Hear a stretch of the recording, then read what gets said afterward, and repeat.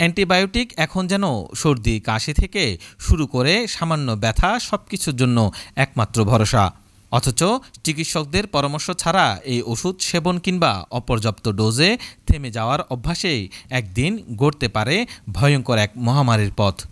বিশ্ব স্বাস্থ্য সংস্থা আগেই সতর্ক করেছিল, অ্যান্টিবায়োটিক প্রতিরোধী ব্যাকটেরিয়া যদি অপ্রতিরোধ্য হয়ে ওঠে তাহলে তা হবে মানবজাতির জন্য নীরব মহামারী। এই সংখ্যা এখন আরও প্রকট হয়ে উঠেছে, বিশেষ করে দক্ষিণ এশিয়ার দেশগুলোতে, যেখানে অ্যান্টিবায়োটিক শুধু সহজলভ্য এবং যথেচ্ছ ব্যবহার হচ্ছে। বিশেষজ্ঞদের মতে অপ্রয়োজনে অ্যান্টিবায়োটিক সেবনে শরীরের অভ্যন্তরে এমন কিছু ব্যাকটেরিয়া গড়ে ওঠে যেগুলো সাধারণ ওষুধে কাজ করে না। একে বলে অ্যান্টিমাইক্রোবিয়াল রেজিস্ট্যান্স বা সংক্ষেপে AMR। বিশ্বে প্রতি বছর প্রায় 12 লাখ মানুষের মৃত্যু হয় এই কারণে। 2050 সালের মধ্যে এই সংখ্যা পৌঁছাতে পারে বছরে 1 কোটিতে।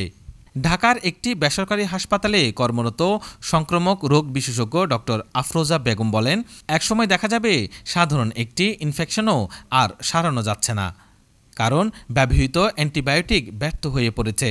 তখন আর একটি ওষুধ চিকিৎসা সমস্যা থাকবে না, পরিণত হবে বৈশ্বিক জনস্বাস্থ্য বিপর্যয়ে।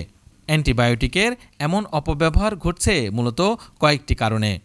চিকিৎসকের পরামর্শ ছাড়া ওষুধ সেবন, ফার্মেসিতে প্রেসক্রিপশন ছাড়াই অ্যান্টিবায়োটিক বিক্রি, চিকিৎসকের দ্বারা অপ্রয়োজনীয় অ্যান্টিবায়োটিক নির্ধারণ এবং পশু খামার ও কৃষিখাতে অতিরিক্ত অ্যান্টিবায়োটিক ব্যবহার। বিশ্বব্যাপী অ্যান্টিবায়োটিক নিয়ন্ত্রণে জোরদার পদক্ষেপ নেওয়া হলেও বাংলাদেশসহ অনেক উন্নয়নশীল দেশে আইন প্রয়োগ ও জনসচেতনতা উভয় দুর্বল।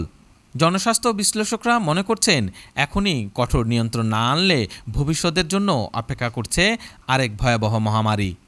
তাদের পরামর্শ, অ্যান্টিবায়োটিক ব্যবহারে অবশ্যই চিকিৎসকদের পরামর্শ নিতে হবে। পুরো ডোজ শেষ না করে মাঝপথে ওষুধ বন্ধ করা উচিত নয়। পাশাপাশি ফার্মেসিগুলোতে বিক্রি নিয়ন্ত্রণ এবং অপ্রয়োজনীয় প্রেসক্রিপশনের বিরুদ্ধে স্বাস্থ্য অধিদপ্তরকে কার্যকর ব্যবস্থা নিতে হবে।